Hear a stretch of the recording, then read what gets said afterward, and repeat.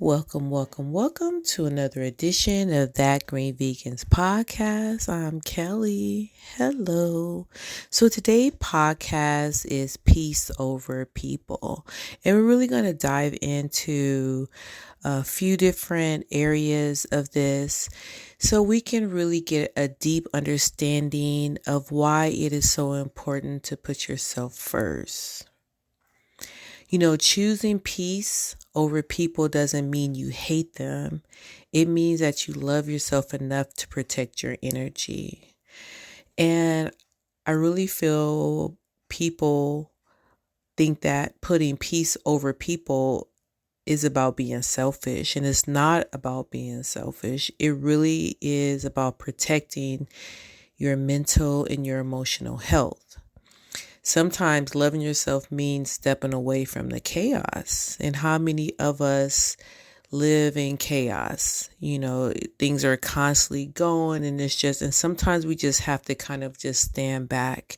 Now, there is different kinds of chaos, but when you're around a person who is just toxic and who just always wants to have an argument with you and just over talks you and yell, that's not healthy, right? And it's a form of manipulation to try to mess with your mental, to try to break you down, to make it seem like you're the one that's eating crazy cookies. And you're not eating crazy cookies. They're just putting these thoughts inside your head. And a lot of times when you're trying to process something, but someone keeps throwing things at you, it's hard for you to process, right? And so there's different signs when someone is disturbing your peace, right? And so I think it's very important to identify that, right? You got to look at the constant drama. You got to look at people who are constantly draining your energy, right? If you feel anxious around someone, that is a sign. You have to understand your body really is your first defense, right? How you feel in your body, it will tell you if your heart is beating or you have a scared feeling or you just have a feeling of just gloom or doom, or you just don't know how to approach the situation. These are real things that happen to you, right? People know when you're stressed out, what happens when you're stressed out. When you're stressed, your body will manifest it into an illness or sickness, right? So it's the same thing with people. If you're around people and you feel a certain kind of way, you need to really pay attention to it, right? When you're feeling like you're obligated to the person instead of valued, it's a sign to walk away. You're not obligated to nobody. And there are people out here that will, they feel like they have to tear you down to build you up. And that's not, no, it's not okay. And you don't have to tear a person down. You just think about, I work with children, right? And so you think about children. Do you think it's healthy to tear down children, to give them all this negative feedback, to tell them they can't do this, can't do that? No. If it's the opposite, it's you pour into children and they get this high self-esteem. And then later in life, when someone says you can't do it, they're not going to believe it, right? But listen, your body will tell you when something isn't right, right? If every interaction leaves you drained, it's not peace. So that is something that you always have to take with you. Guilt is a real thing that people struggle with, right? Why do you feel guilty for having peace? And a lot of times it's the fear of disappointing people, or you feel like you have to be loyal to toxic friendships. And a lot of it has to do with trauma bond, right? And we can talk about that another time, but you might have someone and they've had a really horrible like childhood or horrible experiences, and maybe they have abandonment issues and stuff. And so you will go out your way, right? Sacrificing yourself, sacrificing your mental health to make sure that they're good. And that is not how you need to do it. That everybody needs to do their individual healing. You can't heal someone, but a lot of times that's just the way we was raised. Don't be selfish. Don't be conceited, and it makes you feel like that if you put yourself first, that you're being conceited or you're being a narcissist, and it's like, that's not true. We need to be taught to put ourselves first. Parents need to tell their kids to put themselves first, because what happens, then you start feeling bad for taking care of yourself or looking at other people and they might not be in a position you're in. And so you feel bad about that. But you have to understand everybody's situation is different and everybody are on different paths, and it's like, one thing that I always tell people is stop looking at other people. Like, don't look in their house, their backyard, just focus on yourself, but it's really, really hard because a lot of times people will use other people as a measurement. And the only person you should be measuring is yourself. You should be only looking at yourself to see and be a better version that you was whatever, I would say the year before. So every year you should look back and say, wait, I'm better than I was the year before. Because sometimes we feel in unhealthy situations because we're afraid of being misunderstood, right? And that's when you feel like you have to be the one to like give. And, let me tell you, it's a lot of takers out there and they will take and take and take and take. And you're constantly giving. It's like that old saying, you're pouring into a bucket with a hole at the bottom. It's so true, and you have to be the one to just kind of like, recognizes. So you got to look at the different signs and stuff. It's like, do they make you happy?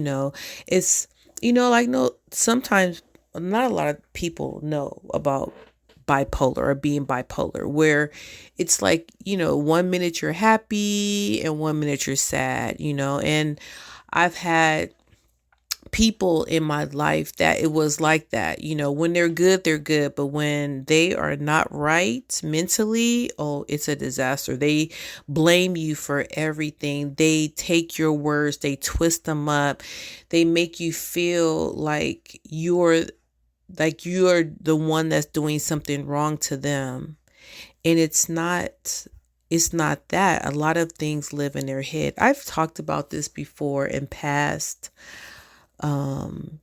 videos about stories, how people make stories in their minds, how people make stories in their heads, and they're already doing. I've done it myself, and I used to work at this job and I would drive every day, and I start feeling the anxiety. Like halfway to work, I would pass this certain landmark, and once I passed that landmark, it's like my heart started beating.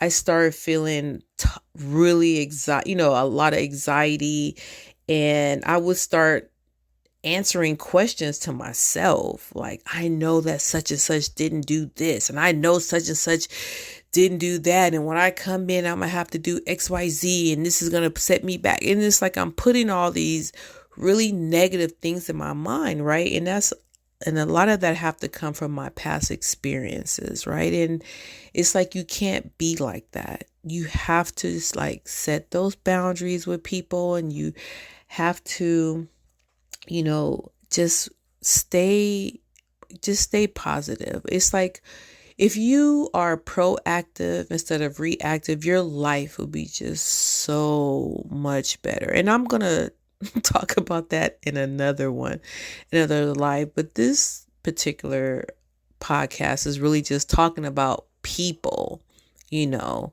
and how people make you feel. Because let me tell you, when you start to finally accept peace, when you finally choose peace, you will not, I mean, what happens in your life is just mind blowing, right? You're less stressed. You start to think clearer. You have better boundaries and you have more time for growth. These are all things when you're pouring into people who depend on you to, always be there, to always give, and you're just giving, giving, giving, and you're not getting nothing in return, but just drained. That is very toxic. Let me tell you, the moment you start protecting your peace, your life will begin to feel lighter. Trust me. Now, I'm going to have to tell you, there's pros and cons, but a part of choosing peace over people is sometimes it's lonely choosing peace, right? Because growth can feel isolating at times, and then some relationships won't survive your boundaries. They won't. You give someone a boundary and tell them, like, for instance, say it's money. That's a huge one. It's like, I'm not loaning any money out. And if this person is always coming to you for money, and it's like that Beyonce song, the first time you tell them no, it's like you never says yes, right? So you're going to start seeing when you become stronger, when you have your boundaries, people are going to start looking at you, right? And they're going to be like, oh, you changed, you've done this. It's like, but no, you are setting those boundaries, and people don't understand when you do that, because when you're healing, sometimes it means that you just have to walk away from the chaos, right? You got to walk away from the people, and it's going to feel alone sometimes, but it's going to really pay off in the end. There's this saying that says, growth is beautiful, but it can also be lonely. So what do you want to do? And this really hits home for me because, so many times, like growing up, I was a people pleaser. I've talked about this before. And it's like you shrink in the presence of people. It's like you dim your light, and you have to realize you are this really bright light and you need to shine. And if you're not shining, that is a sign that you need to step back and find out what's going on so you can light that light, right? Ignite that light inside of you. So if you're not quite sure how to start protecting your peace, right? You need to set boundaries, regardless of what they are. It could be, I'm going to bed at this time. It could be, I'm not lending money. It could be, I'm not going to drink, because that's a big one too.